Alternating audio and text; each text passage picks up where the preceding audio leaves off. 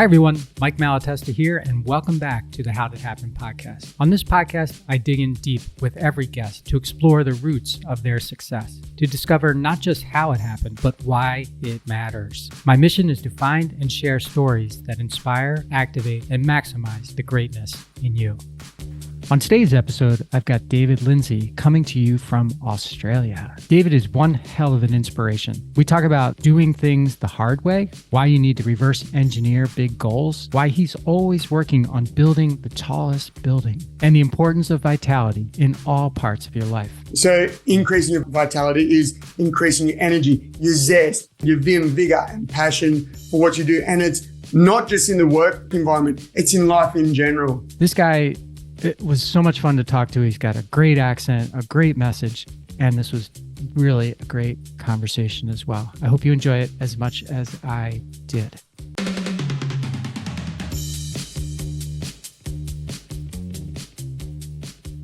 Hey, David, thank you so much. Welcome to the podcast. Thank you very much for having me, Mike. I'm super excited to be sharing my story and messages with you and with the listeners, and hoping we can give them some value they can utilize right from the get-go. Yeah, well, I'm sure that we will. And while it's the elephant in the room right now with the right to the get-go, why don't you tell everybody where you are calling in from, where we're doing this, where you're from? Yeah, I'm from Sydney, Australia.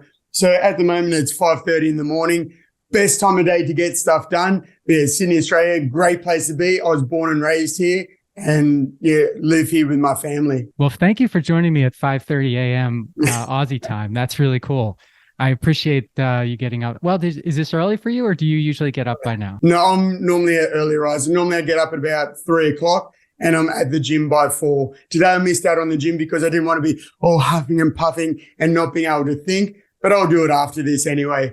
Yeah, I've always been an early riser right from when I was a little kid, because I feel I get so much more done while other people are still asleep. Well, I'm impressed because 3 o'clock in the morning is early. I get up around 6 and I consider myself an early riser, but I've just been blown out of the water by David and his 3 a.m. get up. But yes, you're right. You definitely get a head start on everybody else. That's for sure. And before I tell more people about you, I have to address the boxing gloves that are hanging from your door in back of you. Tell me, yeah. I'm a amateurish box for fun person, and so I'm always interested in people who've got boxing gloves hanging around. Tell me about that. I know we're going to get into your martial arts and stuff later, but are you a boxer as well? Yeah, I've had a pro boxing fight as well. Oh. That was after I did my cage fighting. So I got into like you said, we'll get into it later. Yeah, I used to do cage fighting. Had a couple of pro boxing matches as well. Realized I'm really at heart, I'm a wrestler, but boxing, I just love competing in everything I do. And the stuff behind me, the boxing gloves, because I was a pro boxer, the painting there from my daughter, she did that when she was about 4. So I just like to bring the personal touches in. Oh, perfect. How old is your daughter now? So now she's 11. And she's tall. But I love it. It's funny, every single step of the way with the children, I go, that's my favorite step. That's my favorite part. My favorite, when they first start walking, when they first start talking. And I've loved every step of it along the way. Well, for those of you who aren't seeing this on YouTube or whatever, that painting from a 4-year-old, it's not like on a piece of paper or something stuck to the wall. That's like canvas. It's like a real legit, it's a big painting. It's 2 foot by 2 foot. Yeah, it's real legit. Wow, she's talented. And we just like to give it all opportunities that we maybe didn't have. And when she used to paint a lot just on paper, and we go, there we go, there's something big, go for gold. And it also kept her occupied, kept her mind going as well. And as she was talking it through, she was explaining all the different things to us and what they meant to us. So that's why I have that up there as well. Yeah, very nice. Very nice. So, let me tell you a little bit more about David. So David Lindsay, Lindsay, is a speaker, an author, a podcast host. His podcast is called The Dynamic Company Culture Snapshot. A former professional arm wrestler and martial arts cage fighter, a black belt in Wing Chun. Is that how you say that? Wing Chun? Wing Chun, yep. Wing Chun. Yep. And what is that? I'm not familiar with that. It's a form of Kung Fu. Okay. So it's just there's a lot of little deviations on just Kung Fu is like an umbrella term. and Wing Chun is one form of Kung Fu. Got it. And Jiu-Jitsu, purple belt. He has been obsessed about changing the way we view health and vitality through the disruption of how we see the links between fitness and workplace productivity today. He has dedicated his life to living the healthy lifestyle, including getting up at 3 o'clock in the morning. And so he must go to bed early. Sleep must be important to him, and truly believes that anyone can transform themselves through learning his unique system towards improving their vitality. And vitality, it feels like it's going to be a word we use and talk about a lot today. Yeah. You can reach David by email, David@davidlindsay, Lindsay, as I said, .com.au. Is there any place else that you like people to connect with you, David? Yeah, on LinkedIn. I'm most active on LinkedIn. I do probably 3 videos a week on there, just little tips to really help people overcome obstacles, to help them move forward in life. So I do also do Facebook, Instagram, and I've started TikTok as well, just to get views out there, but mostly on LinkedIn. LinkedIn. Okay. That's where I'm most active as well. And I find that a lot of people that are doing the kind of work that you're doing, the kind of work that I'm doing, LinkedIn is sort of a safe place to meet legitimate people, I guess. Like 100%, real people. And that's what it is. It's the legitimacy of it. Yeah. Having people that really have substance and want to grow as well. Yeah, and want to help other people too, want to contribute. It's not, it's less of an ego place, I think, than some of the other places. So very much so.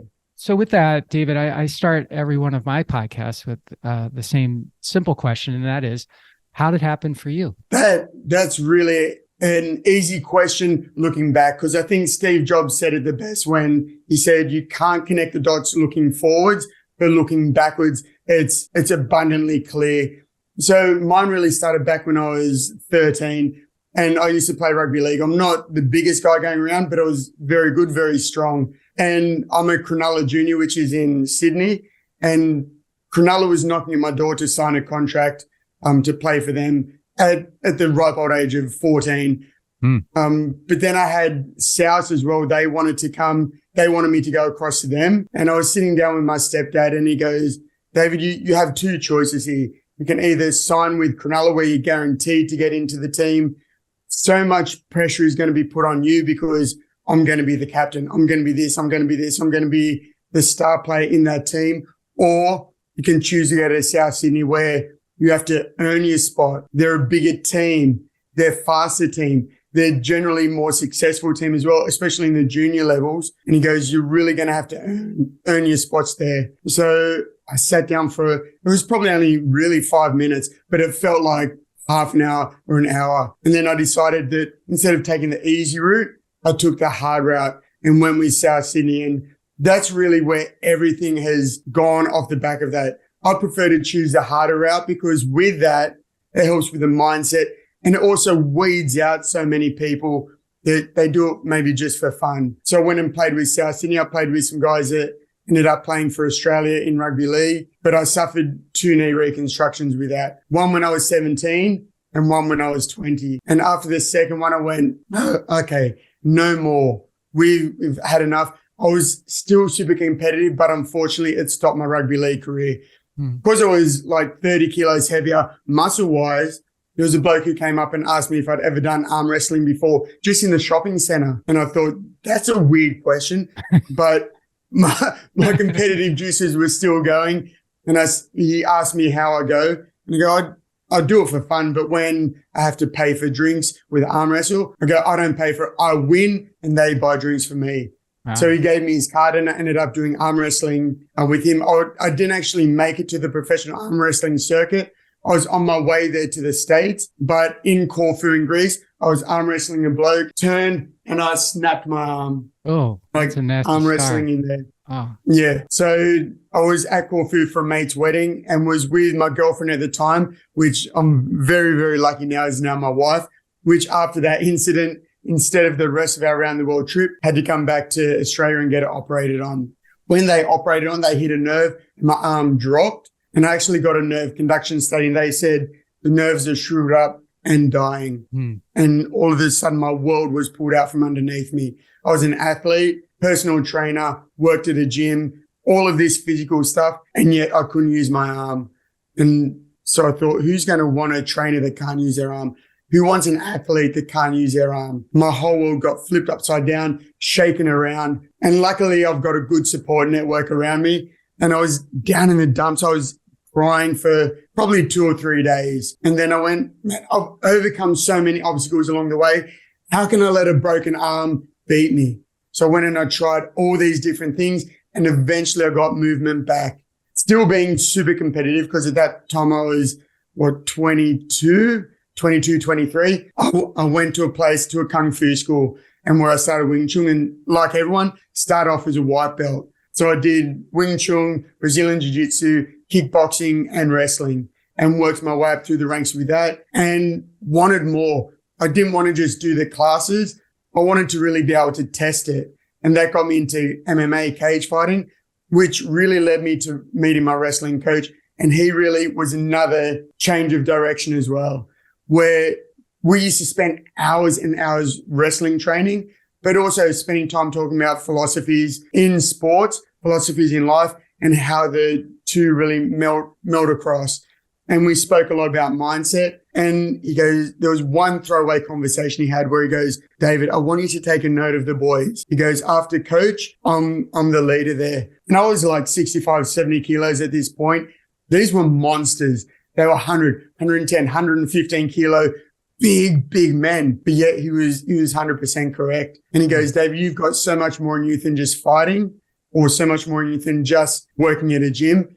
And that sort of steered me one direction. And then I went to see Eric Thomas, where he's my favorite speaker. I was listening to him before we were speaking this morning. And I actually I got up and I did something that I wouldn't normally do because they said sometimes all you have to do is take the first step. So I stood up and I started walking towards the stage. And the ladies that were on there before Eric Thomas smiled and shook their head. And they went, yep. And I went and I won an event to a 3-day speaking boot camp. And then from there, I've just gained momentum and I haven't looked back.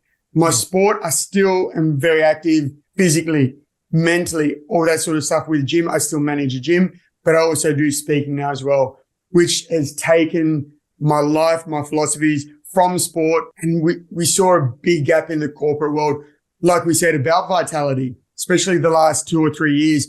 People are looking over their shoulder. They're concerned what's going on. They're concerned with all this other stuff, and they might be a little bit slumpy. So we went, hang on, there's a gap there.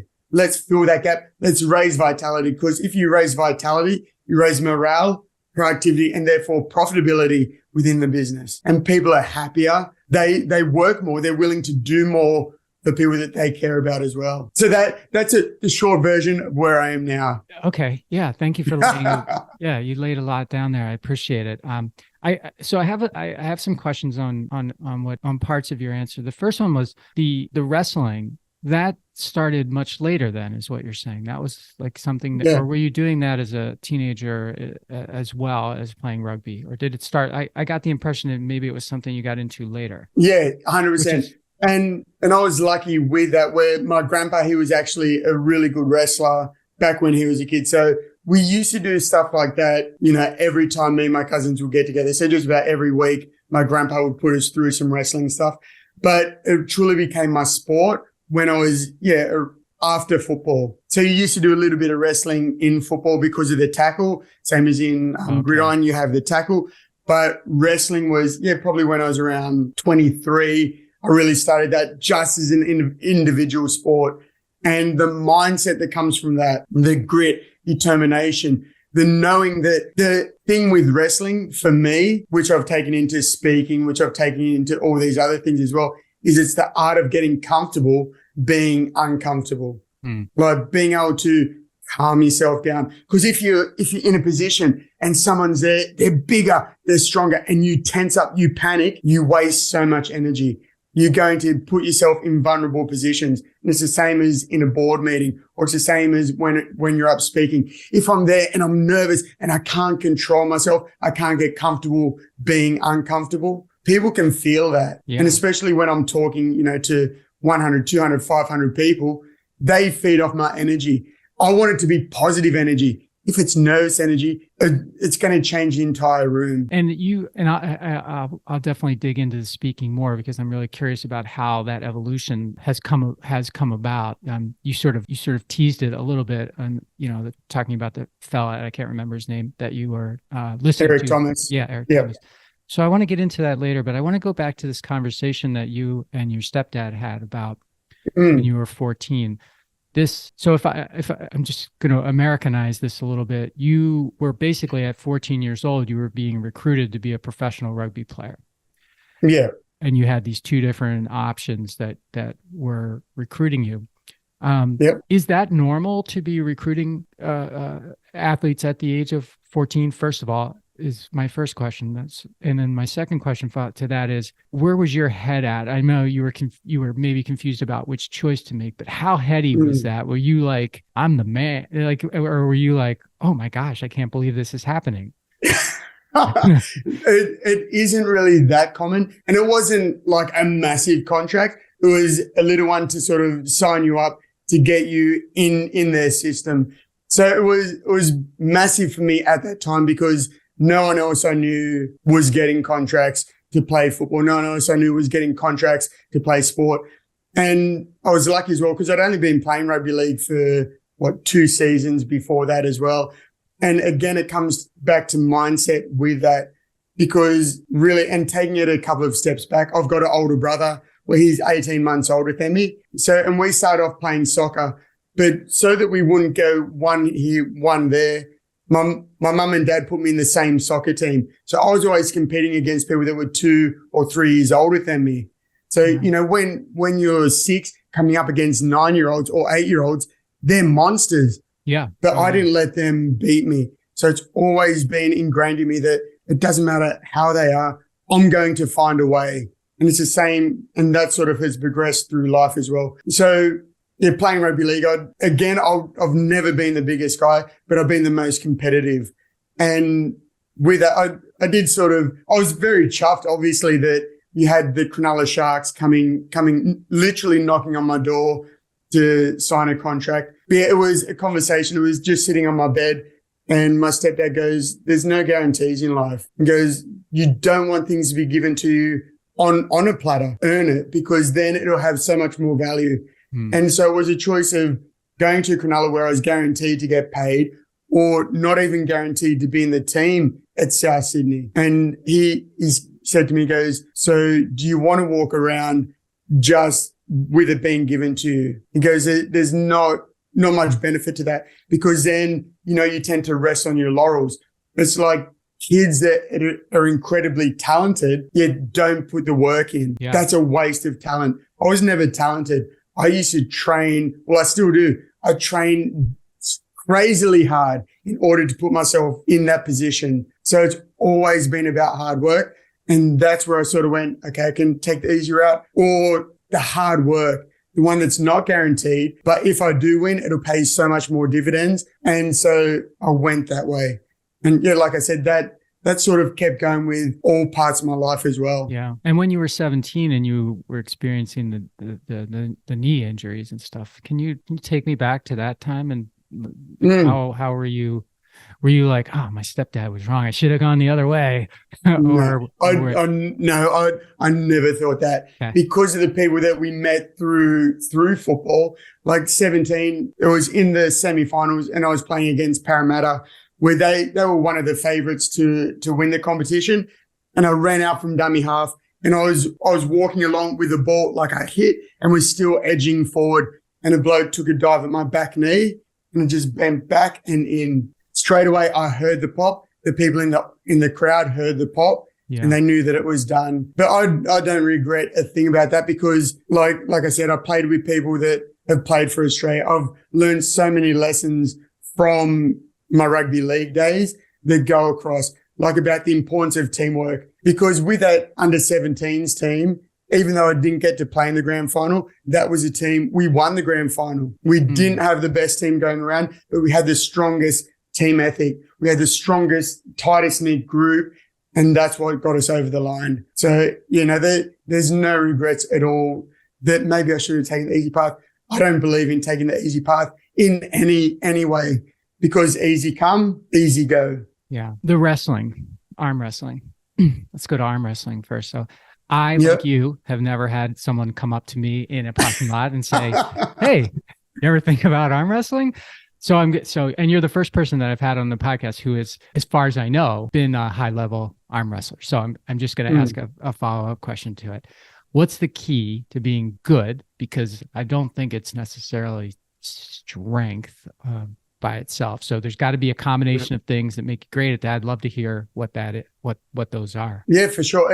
There's so much technique in it. People think it's just you grip and go, but because I've got quite short levers, I used to go in for a hook. And it was funny, the first competition I went in, I was a big guy. Back then I was 90, 95 kilos of muscle, which is why he got me in there. But I was coming up against a bodybuilder who was he was even bigger than me again. And we got into this position where we both went for the hook and I went for the roll as well. And our heads hit. But then it all comes back to mindset, because he was strong, I was strong. He looked bigger, or he was bigger. But as soon as we got in that position, we hit, I pinned him. So once I got in his head, it was so easy to pin him time after time. And yeah, so for me, I just used to do a hook and a roll. So you want to get like that and get your body behind it. And what actually happened when I was in Corfu, we were doing it on a bar. So I was stretched out because the bar was tall and then there was a place where you put your drink on. So my ribs were resting on the wood. Okay. And I actually got the bloke down to normally where you'd win. And he just had his wrist cocked. And he goes, "You haven't beat me yet." And because you guys were pretty confident I was going to win, they did a countdown. 5, 4, 3. So I went, again, it's my competitiveness, which some people say, "Oh, David, I feel sorry for you, too competitive." Never feel sorry for me. I've got a great life and I love doing what I do. And it's because of my competitiveness. But I turned my body, which that's the first lesson you learn in arm wrestling. That's why there's handles on there to stop you turning your body too much. And it just built up pressure. And I basically Kimura'd myself. And at first I thought I'd broken the bar because it was like a dry piece of wood getting snapped. And then I looked at my arm and my arm was bent in the wrong direction. Knee. So I went, off to the hospital we went. Oh. And so you don't want to separate your arm, your shoulder from the rest of your body. In other words, it needs to move as one thing. Yeah, so you get all the power. And also what I used to do, like I said, is get behind it and use your body weight as well. Your arm can't touch your shoulder, but you can use it there. And then you want to create a short one for you. And the more you can get their hand away from their elbow, it's just leverage. Yeah, okay. Then it's easier to push down there than it is to push down from there. And I've watched a few. There's a lot of technique. Yeah, I've watched a few arm wrestling videos on YouTube. I forget the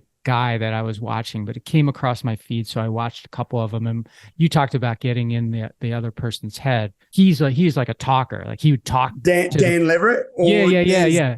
I love watching guy, him. Right? But yeah, he's talking to the other guy the whole time, to try to get into his head. Yeah. Is that the strategy that you employed as well, or was yours just like your eyes, your look, or what did you do to because it's a very powerful nonverbal, well, it can be a very powerful nonverbal or verbal advantage, right? 100%. Like the best example I've saw of that in arm wrestling was I can't remember his name off the top of my head because it was many, many years ago, but a German arm wrestler, where he'd have this really skinny arm and then he was born with a deformity and he'd have a jacket on. He'd have the sleeve rolled up on the skinny arm and then he'd take his jacket off and he had just an enormous right arm. Like they said, if he was proportionate, because he used to arm wrestle in the lightweight division, if he was proportionate to the size of that arm, he would have been, 6 foot, I think it was something like 6'3", 240 pounds, just because it was so enormous. But yeah, it wasn't so much, I just would let my actions speak, where I'd get in there. And yes, you have that level of gamesmanship going on, but I'm not such a talker. But I like Dan Leverett. I love watching his videos.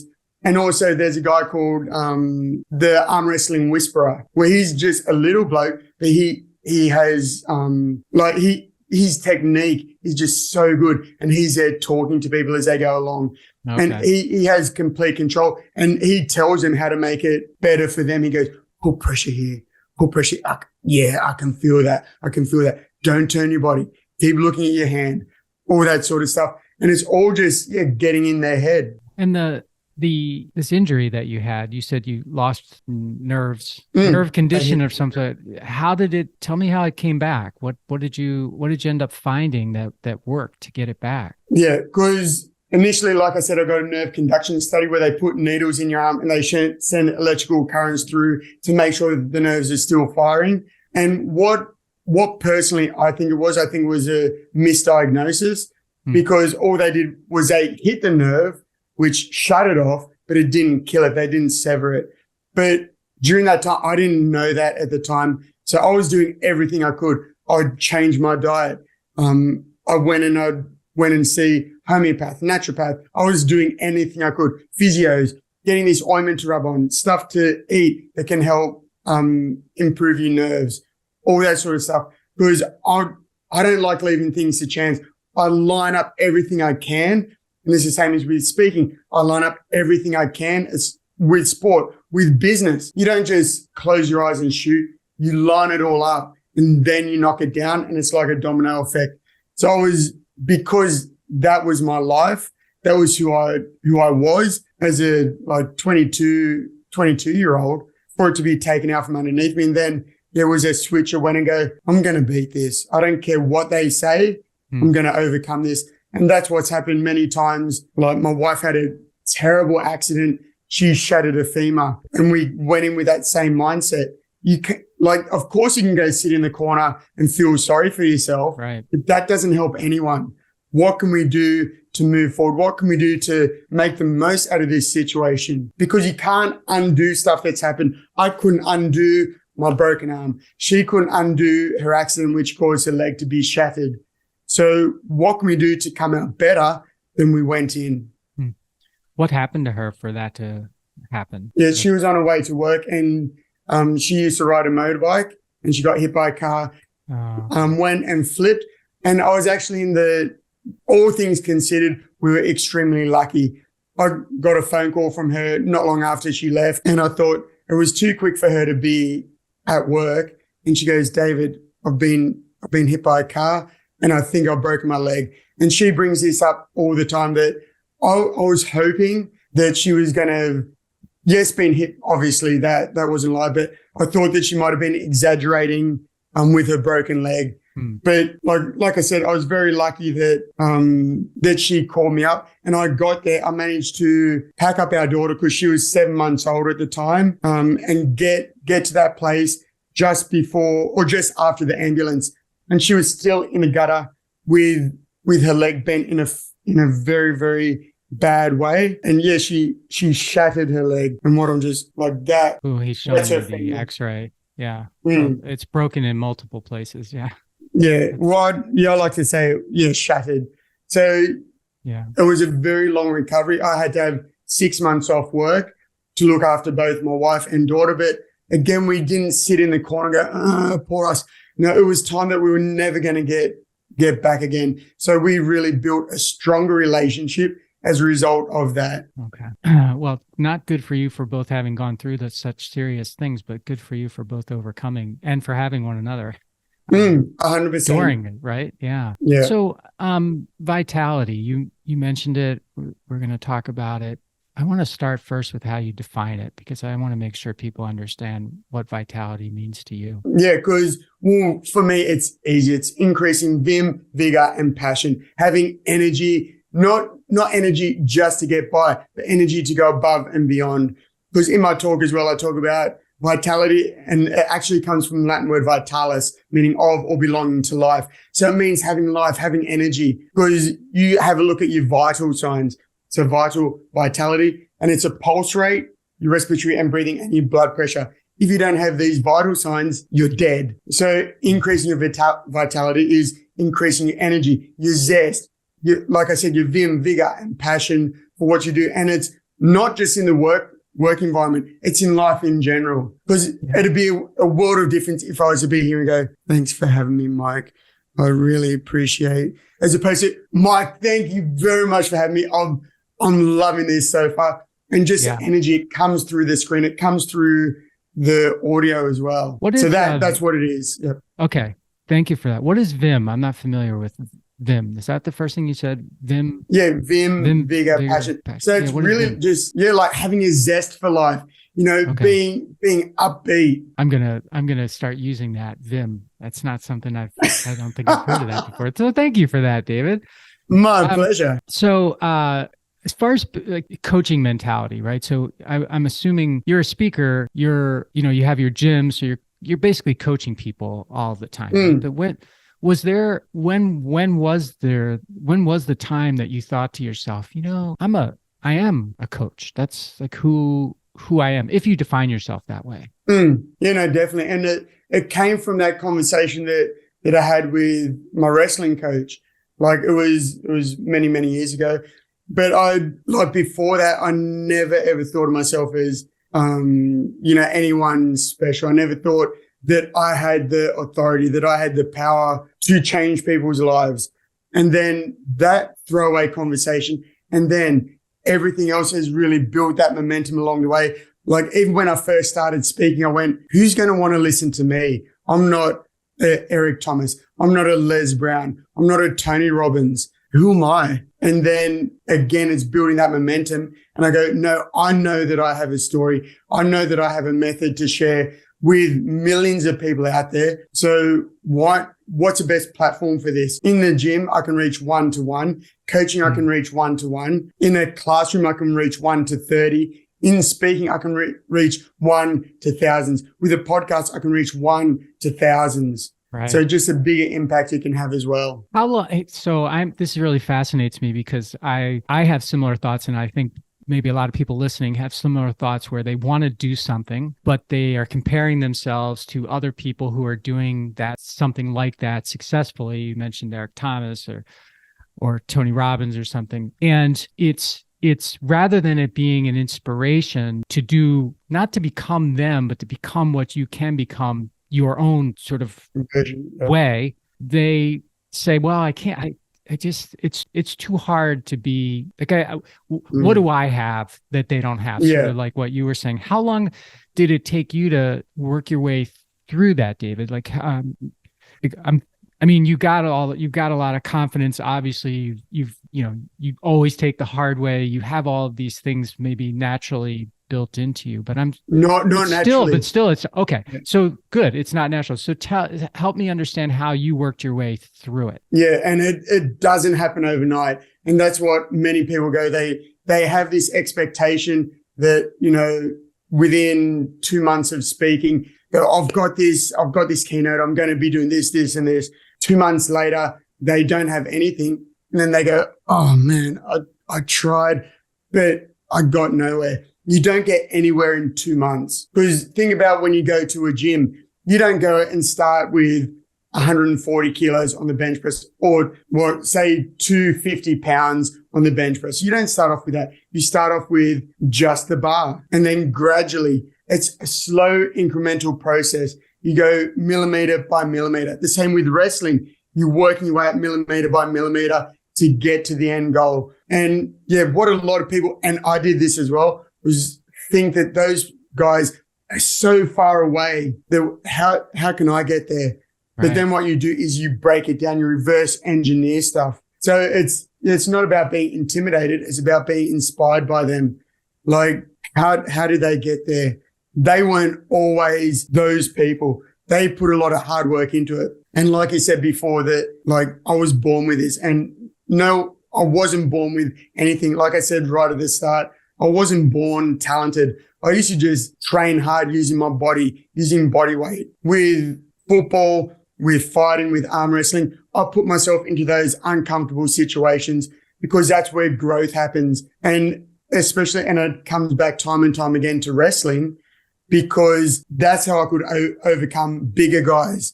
Is I know that if I can beat their driver, which is their mind, I can control them. I just get them in a position and I put them in uncomfortable positions. They can't handle it. The driver, their mind disappears, and you feel their energy and you feel their power sucked from them. But it's about constantly doing it. Like I've been speaking now for 7 or 8 years. And back in 2020, I was in the process of going full time with the speaking. And then, COVID hit. The whole world got shaken upside down, but I still didn't stop. During COVID as well, it opened up so many possibilities. I'm able to speak to you in the States from Australia. I've spoken in the States, in India, in Canada, in Singapore, in England, in all around the world from the comfort of my own home, because crisis creates opportunities. And we've just been through a massive crisis. What opportunities can you take from that, and how can you grow as a result? And I've heard people say, no one's born at the top of the mountain. And I don't know if you've heard that or not, but as you were talking through, going from a spot of, how can I ever do what, these people do? You forget about, or it's easy for you to forget that person who is now you're looking at and you're saying, well, that person's at the top of the mountain. How could I ever get to the top of the mountain? Well, that person started just like you at the bottom of the mountain. Yes. And probably thought the exact same thing. Like, how can I be a Zig Ziglar? How could I be a Earl Nightingale? How could I be, some of these wonderful older, previous generation speakers? And they started right where you are. So your advice about reverse engineering is like, okay, so nobody starts at the top of the mountain, but people get there. So how do I look at all the steps that they took in order to get there, and then take myself back to the step where I am right now and say, okay, the next step is, this, and then the next one after that, and then the next one after that. And then you're on your way, right? It's like the journey of 1,000 miles starts with the first step. 100%. Yeah. Yeah. And a lot of that comes back to, and again, using sporting terminology, or it's come across into the corporate world, is to get coaching or mentoring from people that have been there and done that. Like I said, I won the 3-day boot camp to a speaking coaching course, and I had no idea of speaking as a profession besides, the top dogs, but I did really, really well. And then I found a course online. It wasn't an online course, it was face-to-face, but it was a speaking course, and I ended up doing a 12-month speaking course with that company. And that's where it started to build momentum. And that was, like I said, 7 or 8 years ago. But it's just that I'm so tenacious. I'm like a dog at a bone. I'm not going to let it go. I'll put in too much hard work, too much time, effort, dedication to just throw my hands up. Because, there's the cartoon of someone with a shovel or a pickaxe, where they've got so far and then they turn around walking away, and they're just millimeters away from diamonds. Oh, yeah. And I don't want to live my life with regrets. I don't want to go, if only I had have done this, because that's with injuries. Like I said, you can't undo the broken arm. You can't undo the broken leg. You can't undo the knee reconstructions. But what can I do to use that to move forward?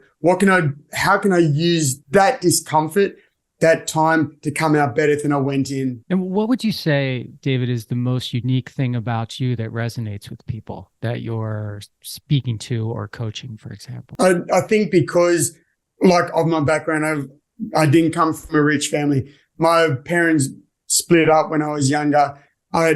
There's nothing special about me. And I think that's really what tends to resonate with people, because I am relatable. And that's what, like, I did a video yesterday on LinkedIn where I talk about there's 2 ways to create the tallest building in the city. One is to knock everything down and build a 1-story building. The rest is to build the tallest building. And the great thing about building the tallest building as well is, yes, you need to create foundations. That's what you have to work on first and foremost, but it's showing other people around you what's possible. Because if the people that are close to me, they know I'm David, I'm a knockabout sort of bloke, but yet I can create this building. They can use a blueprint of what I've done, and you model the behavior. That's what you can do, really, like with these great people, with the Tony Robbins, with the Eric Thomas, Les Brown, all those sort of guys. You reverse engineer it and then you use systems that they do. And like Bruce Lee, you take what works, you discard what doesn't. And that's a great way to go about things. But also with building the tallest building, what my goal is as well is to invite people up to the top floor, to enjoy the scenery as well along the way. So, you know, it's people say it's a lonely place at the top. It's not. It's lonely if you want it to be lonely. You can bring people along with you as well. And, you know, you have your own team, which is up there. And that to me is where, again, it comes back to sports. You can only go so far and so fast by yourself, but with a team, you can really do it a lot faster, go a lot further. And it's a lot more fun as well doing it when you're surrounded with people. And I agree with that, with your sentiment there, that it's only lonely at the top if you want it to be. But I think the reason a lot of people are lonely at the top, and I was one of those people for a long time and maybe still am a little bit, I think one of the main reasons is you don't want to show that you are a real bloke. Like you said, you don't want to show that you're just a real vulnerable person like everybody else. You don't want to appear weak. And so rather than... It's a vulnerability. Yeah. So rather than risk that, you build a wall around yourself, and then you say, wow, it's really lonely here. Sometimes you get what you ask for. Yeah, exactly. Yeah. Do you have a relationship with your dad? Yeah. Okay. I still do. He still lives not too far down the road. I spoke to him 2 days ago, and it was his birthday. So it's as I've got older, my relationship with him has got a lot better as well. So like I said, my parents split up when I was 10, 11, 12, around about that age. And then, so I still have a relationship with my dad. My stepdad is the one that got me into rugby league. He passed away, 11 years ago now. Okay. Well, thanks for sharing that. I'm always curious about that kind of thing, and whether, so it sounds like it took a while for you to get back into wanting or having a relationship with your dad.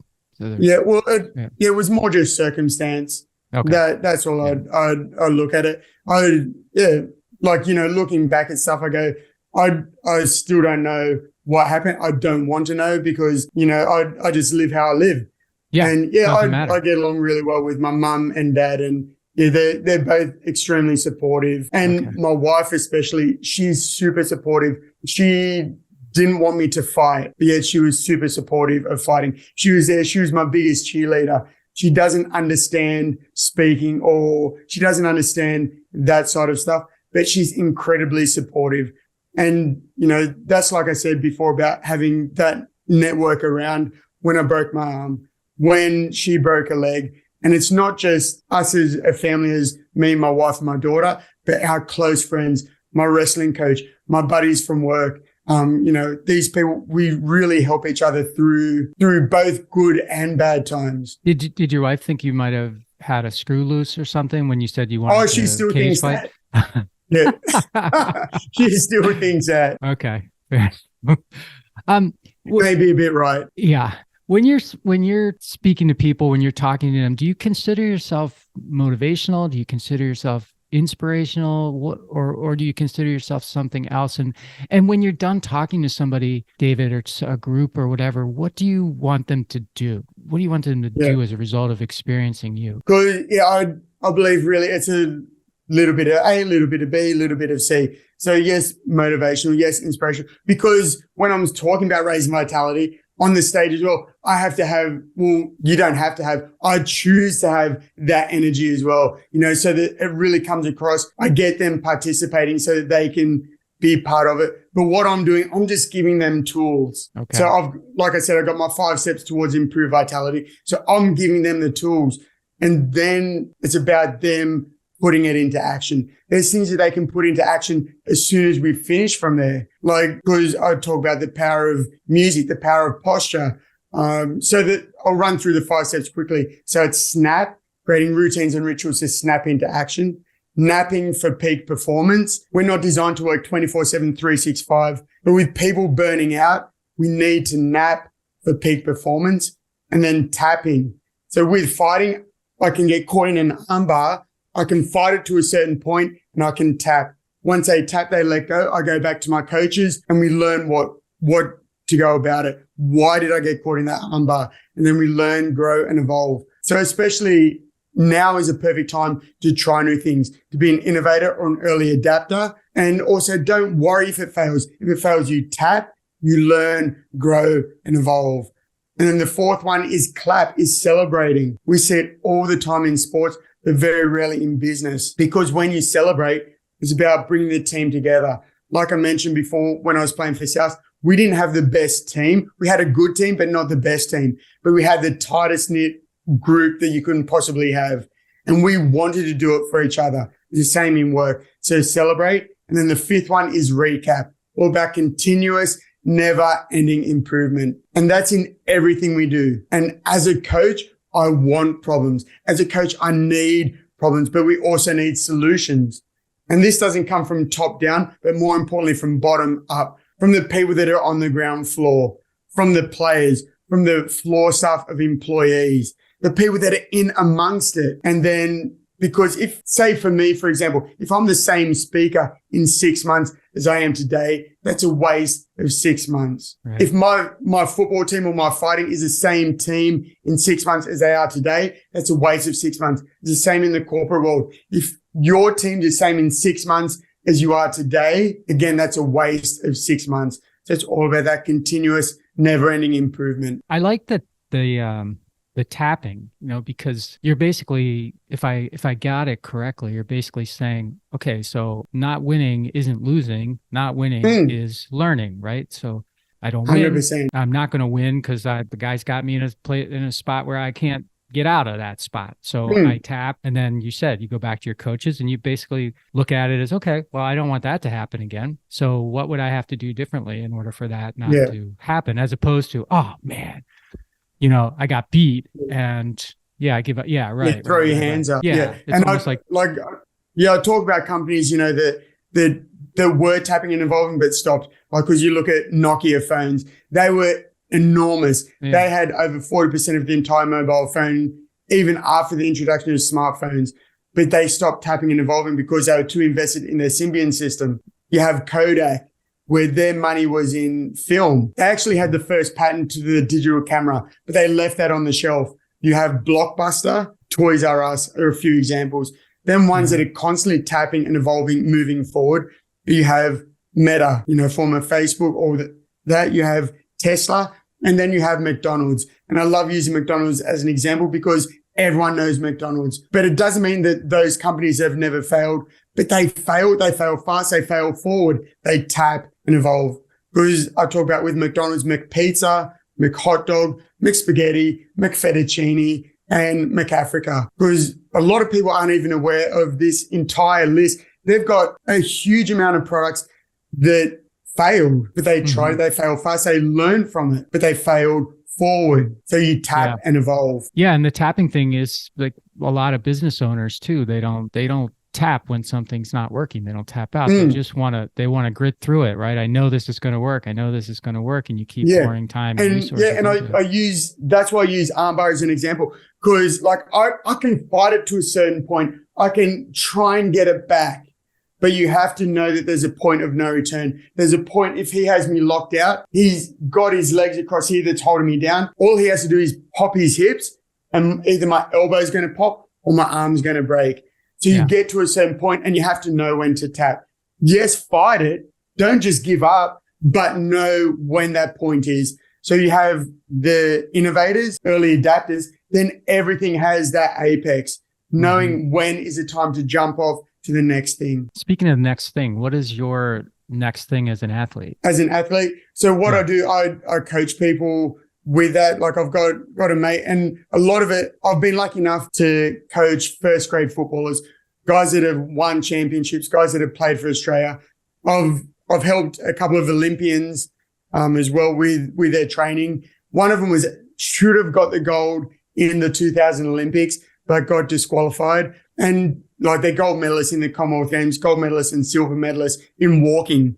But then what I do is I'm concentrating mostly on the speaking. I keep myself fit. I still manage a gym and do a little bit of training. I've really stepped out of that more so and into the speaking. And we do have a 12-month online course for corporates, for the middle management. So it's a 3 pillars to high performance, where because the middle management, they get pressure from top to bottom and bottom to top. Yeah, so sure. We're trying to strengthen that middle part because, as they say, you're only as strong as the weakest link in the chain. And the middle management have impact with so many people. They have impact with all of the floor staff.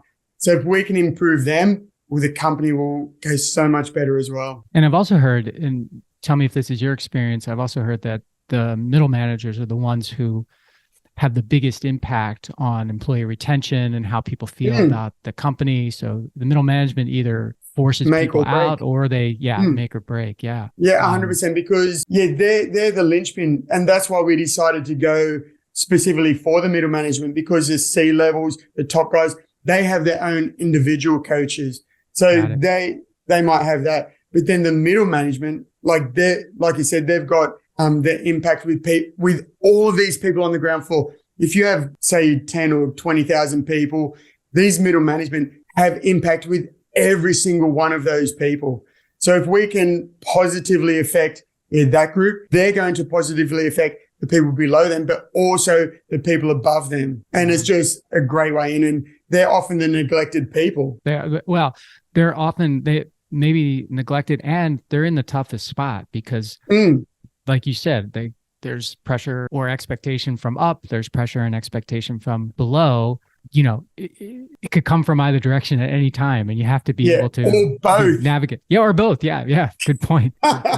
Good point. David, thank you so much for joining me today. It's been really a lot of fun getting to know you. I've learned some new words too, and I've learned some new attitudes. Is there anything that I haven't asked you that you would like to leave with me or with the audience before we call this a wrap? No, not that I can think of. Just if any of your listeners, if they would be more interested in finding out more about my 5 steps towards improved vitality, as we mentioned before, how they can get in contact through email or through LinkedIn. Yeah, and I'm looking at actually doing a tour over there. I think I'm going over there in October, and then again early next year to do a couple of speaking events.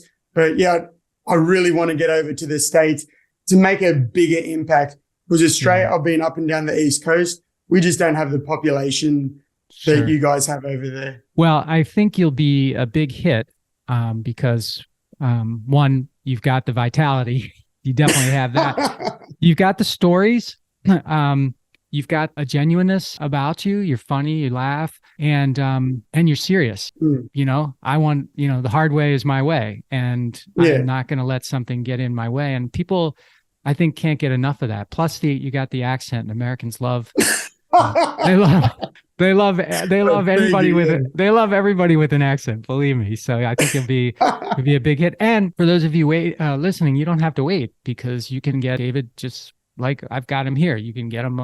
He does Zoom presentations or does whatever platform you have, and he can make a huge impact just like this. You don't even have to. Doesn't even have to be live and in person. It can just be live. It can be, and like I've done it before, because I know with Australia as well. We have crazy time difference. I've got up and I've done the talk at midnight so that it could go to Paris. I got up and I did it at 3:00 in the morning to hit the right place. I'm willing to do that, because I'm up at 3:00 anyway. Yeah. So getting up a little bit earlier doesn't make any difference, just to make an impact. Well, I will say that I've that's the only part of our discussion where I've been man, 3:00 in the morning. I don't know if I want to. I don't know if I want to do that. Yeah, I'll leave that to those. But everything else I've been totally on board with. So yeah, David Lindsay, thank you so much for joining me and sharing your great story. I really do appreciate it. Yeah, no, my pleasure, Mike. And I hope the listeners got something from this. And like I said, there's things that you can take away straight away. Utilize the power of music, to really increase your energy levels, posture pose, all that sort of the good stuff. But Mike, thank you very much for having me on. I'm going to be working on my Vim. So yeah. Hey, everybody. Thanks for listening to the show. And before you go, I just have 3 requests for you. 1, if you like what I'm doing, please consider subscribing or following the podcast on whatever podcast platform you prefer. If you're really into it, leave me a review, write something nice about me, give me 5 stars or whatever you feel is most appropriate. Number 2, I've got a book. It's called Owner Shift: How Getting Selfish Got Me Unstuck. It's an Amazon bestseller. And I'd love for you to read it or listen to it on Audible or wherever else, Barnes & Noble, Amazon. You can get it everywhere. If you're looking for inspiration that will help you unlock your greatness and potential, order or download it today so that you can have your very own copy. And if you get it, please let me know what you think. Number 3, my newsletter. I do a newsletter every Thursday, and I talk about things that are interesting to me, and or I give more information about the podcast and the podcast guests that I've had and the experiences that I've had with them. You can sign up for the podcast today at my website, which is my name, MikeMalatesta.com. You do that right now, put in your email address, and you'll get the very next issue. The newsletter is short, thoughtful, and designed to inspire, activate, and maximize the greatness in you.